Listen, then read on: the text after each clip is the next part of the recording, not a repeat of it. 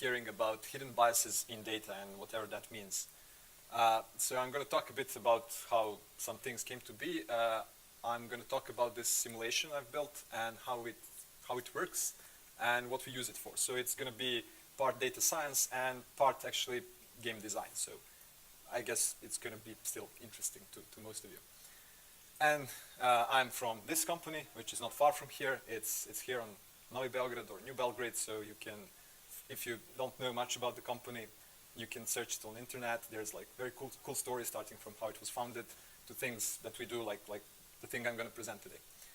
So I started working in 2012, and back then, looking from this perspective, like everything was kind of maybe not in infancy, but like its teens. The whole field was very weird. You had only Hadoop, and you needed like very specialized person to operate it. Now we have like much happier tools to work with data. So in the beginning, I worked on data infrastructure because we needed to know what's happening. Some internal BI tools, but I quickly moved to Top 11 and worked on its enormous data. The game has like millions of users. We collect around a billion rows of data each day. So I did all your usual data science stuff there, like A/B tests, forecasting, some machine learning, things like that, exploratory analysis. And again, looking from this perspective, this is kind of how we treat our data from the game, like this huge mystical black box.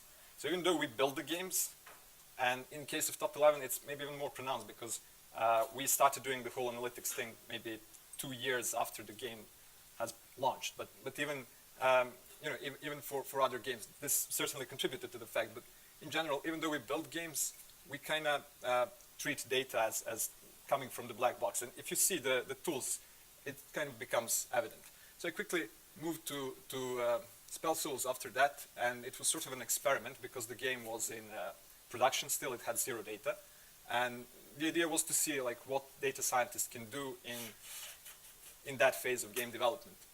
And on this project, one day, lead game designer came to me and asked me, do I know Excel and how well do I know it? And I was a bit confused. It turns out that he actually wanted me to build a simulation of game economy. But up to this point, if I learned anything about data coming from the games, it's that this normal distribution, which we usually think of when we think about random things and distribution, is actually more of an edge case. I've almost never seen it in the real data. And I know very well that averages lie. So if you replace all the fish here with the average fish, I think they all get eaten. I'm not really sure, but so one of my first design decisions for the simulation was to actually simulate the populations and not some average users, which we usually do. And I quickly came to this, let's say, architecture for the simulation. It's top-down and bottom-up. So I start from cohort KPIs, from engagement KPIs such as retention, average number of sessions and playtime, and then I generate users in the simulation such that they satisfy these high-level distributions. But there's also part where you need to have more or less consistent behavior of each of the users, because otherwise it's not very useful. So once you have this user level, let's say, engagement and behavior, then you need to define your game system and how they're going to interact with it. The simulation actually tracks everything like production game would be tracked. It literally has like events, and then you can analyze that and see the connections between this, let's say, input data that defines the scenario of simulation and the actual outputs, which are game-specific KPIs, and I'm going to touch some of those later. So how it works, if I have this population of users in a cohort, I randomly generate engagement score for each of them at the moment of generation, and it's something like this, just a random number, which we're going to represent like this. So green is higher. And then let's say I want to define how many sessions each of the users is going to have. So intuitively, engaged users should have like more sessions. Those who are less engaged should have like 1 or 2. And that's precisely what actually happens in the simulation. So it's almost it's distributed in this almost ranking manner. So this satisfies that users who are engaged are always the ones who have like more sessions, and they're more likely to play. So you can see that here as well. So on retention curve, and this is just sampled for some key points, key dates like 1, 2, 3, 7, etc., just to avoid visual clutter. So intuitively, people who are more engaged, they should be playing longer, they should be playing more often. And those who are less engaged with your game, they actually churn out quickly. And that's what you can see, like from the day 0 to day 1, you lose most of those yellow and red users. And this kind of creates a general framework where you actually have users with more or less consistent behavior and consistent over long periods of time. And this is very important for mobile games, because I could argue that the actual game that users are playing for long periods of time is actually the core loop.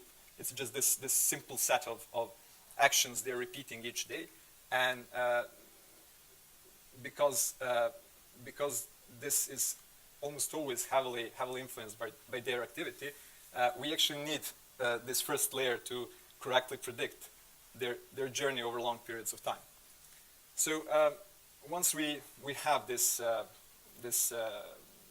engagement, once we know their airtime, their playtime in the game, they now need to interact with game economy and game systems, and these two guys thought a lot about how people make decisions in such systems. So you might recognize the right one. The other one didn't get his blockbuster movie yet. So both of them got Nobel Prize in economics. Daniel Kahneman is well known for the book Thinking Fast and Slow, and he's the guy who introduced us to biases in decision making. And John Nash gave us this mathematical tools to reason about behavior of so-called rational agents. And I'd say that often when we think about players who play our games, we tend to think about these biases and how games are more art and how they often make some irrational decisions in the games. And I think we underestimate that they're actually very rationally interacting with the systems that we design. And that's what really helped me in developing the simulation. So altogether, you start from this high-level metrics, which define how much they're going to play. Then we get individual behavior. We define game system. We define here the behavior, how they're going to interact with it. And then this is maybe the part that's like sort of a dark art, because you need to define it in some simple way, but basically you need to take into consideration both rational, optimal way how they're going to interact, and maybe this notion of how they're going to diverge from this optimal behavior. And in the end, you get lots of data which could be immediately analyzed in Tableau, and I use Tableau. And what you end up is you get, for certain scenarios which you define with certain assumptions about their overall activity, their behavior, etc., how some of the metrics are going to look like. And this is very important for, I think, both the game design and also data analysis. So let me give you the first example of how we use this. So the general narrative about chess with timers is that they're a great retention tool because they schedule the next session, etc., etc. So we wanted to know how well does this actually work. We tried to optimize it with not much success. So once I got this tool to a point where I can use it for also data analysis, I could actually define the baseline, which in this case would be how much people would play if they're not affected by this fact that this like behavioral pattern of coming back to the scheduled time to play the game. And this is not possible to get from the real data. You'd have to basically build a different game, and then it wouldn't be good for comparison again. So in the simulation, I know that they are not affected in any way because I defined that in the code. I have players basically playing on random, which you can also treat as they play when they want, as much as they want. And the end result is a metric that shows how many chests are opened each day. And if you balance the numbers correctly, what you get is basically this baseline, which is very elusive. And it turns out that it's the same number of chests that are opened, it's the same curve as in production game. And this was like very surprising result because people mostly played the game the way they want. It's actually not affecting their behavior much. So the second example is pair retention, which is very interesting metric for all of us, but it's a bit ill-defined from the perspective of data warehouse theory. So we tend to value our pairs a lot, and this is a metric we often look at. And again, the usual narrative is that people have great retention because they're paying. Once they pay, they become very loyal users. I'm sure we all heard those ideas. But I actually wanted to know how much are they affected by paying, and how much the act of paying is affected by their first experience with the game. And this is again the problem of causality and correlation, which is really hard to solve in general. But I actually used very old tool from science, and I thought, like, okay, let's imagine that we have this this silent labeling system in our game, and people actually can't pay. They're just marked somewhere as pairs. So we're gonna pick random number of users, which is basically the same as the number of users who would usually pay. And the first time you select them in this process, you just mark them as like pairs. And that's it. They don't know they're marked anywhere. They don't get anything from it. It's just some label somewhere in the system. And then the question is, how does retention of people who are labeled in this way look like? And you might be thinking that it's basically the same as everyone else's. But the thing is that you label them only if they're active. So you're only selecting active users, because people can't pay if they didn't log into your game, right? What you end up is this. So the orange line is actually retention of these false pairs. And the reason is, if you go back to the graph I showed how this engagement actually looked like over time in retention, well, over time you're losing less engaged people, and those who are more and more engaged, they actually remain in the game. So when they pay, they're actually self-selecting from the group of highly engaged people. And over time, so if they convert later on, there's higher chance that they're going to be actually more engaged. And this good numbers are actually paid by the fact that you lost a lot of people who would potentially be pairs, but have actually churned before they have correctly labeled themselves. So this is actually the difference between retention of real pairs and these who are labeled in this way.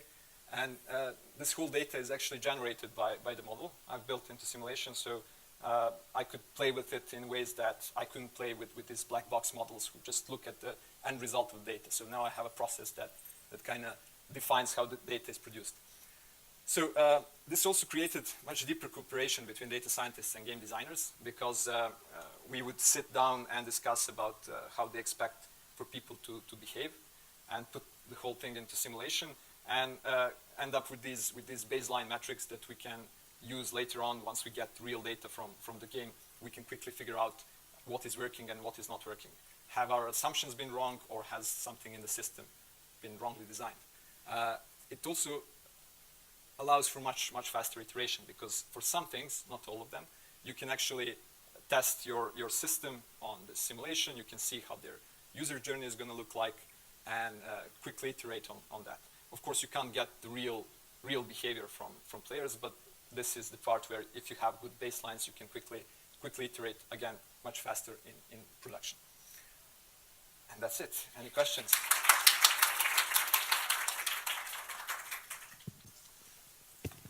Yeah, hi, thanks for the great talk. I would like to ask you about the cohort KPIs that you based your simulation on. Were those benchmarked on other games, or provided from the game designers as some desired state the game should look like? The idea is to start with some numbers. So we did this even before launching the game. We used cohort KPIs which we presumed are going to happen. As soon as we got some data from the real game, it can go back to the simulation, so you can also iterate on that part. Yeah. Okay. Thank you. Hi, Can you maybe tell us of some example where you use this simulation in order to get some very different conclusion than from the game, meaning that you come up with something that is totally different what game designers thought it should be? Because you mentioned chests and the opening of chests, Right. and you said that from simulation it can be seen that it's almost the same as in, like, from your simulation, almost the same as in the game. But can you mention something that it's like completely different, maybe something counterintuitive or something like that? So, well, this was pretty counterintuitive because, well, not counterintuitive, but counter the current narrative. So it's great mechanic, don't get me wrong, but it's not used for retention, actually. Yes. It has other purposes. What's interesting here is that when you build the simulation around this average user, people often do assumptions on population level, and then they simulate single user. So, and this is hard because we have really bad intuition about reasoning, about the processes that create this skewed data you see in games. And here you actually have this whole layer that's like simulating populations, but what you end up is you're thinking about individual user, like what's he gonna do? And a good example was when we were building economy for Spell Souls, we had in Excel, again, this, let's say, checkpoints, how much, what's the average level of certain types of cards after, let's say, n days of play. And what I did is, instead of setting these high-level goals, I defined, let's say, low-level behavior. How are players going to use the resources they have? So what's the most logical way for them to do it? And it ends up showing that some of these numbers actually can't be achieved. I mean, they could, but they're not really natural thing to happen in such a system with, economy that looks like this and prices for upgrading certain cards that look like this. So it was completely, different perspective that gave us immediately different insights, and then we built from that. So in your what do you put like more focus on, like those simulations or A/B tests? Yeah, because like there are actually two different approaches to check specific hypotheses. Of course, I understand, like, the probably the simulation is a bit more repetitive, but then it's based on some assumptions versus the test is just the test, yeah? Yes, so A/B test is still a great tool because you can infer some behavior that's inherently human. But again, if you have good assumptions, then you get some numbers from the simulation, which you can compare then. If they're close enough, then your assumptions are good. And the great thing is that you can actually learn much quicker about these assumptions. And then again, A/B tests really help with this a lot. So thank you very much. Please, another round of applause for Marko.